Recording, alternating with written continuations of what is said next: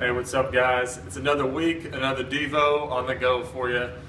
This past week we talked about getting our filter on, and we really wanted to think about what does it look like to filter our decisions, our thoughts, our words, our whole lives really through the filter of God's story and through the filter really of what we want in the future. So things that I may want in the future may or may not help me decide how I live today. And so, like, for example, there's this place called Tom and Chi, and they have this sandwich where they slice a donut, and that becomes the bun, and it's like this huge donut grilled cheese sandwich, and it looks delicious, right? And I would want that, like, right now, but it may or may not help me live a long, healthy life and lead my family like I want to. So we kind of have to always think about what filter are we using, and are we using filters that are just kind of our own arbitrary ones, or are we filtering our lives with the lens of God's bigger story that He's writing? And so one of the verses we talked about was setting our minds on the things that are above, like heavenly things, and setting our minds on the realities of heaven.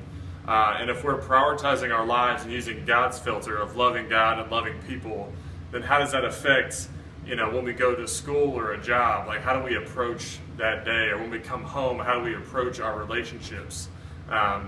Really, if we think about it, our relationships are going to be more than whatever specific situation or issue that's going on typically if we're using God's filter and His story to kind of drive our lives. So just some food for thought, which filter are you using? And definitely think about God's bigger story and how it impacts your life today. Thanks. We'll see you next week.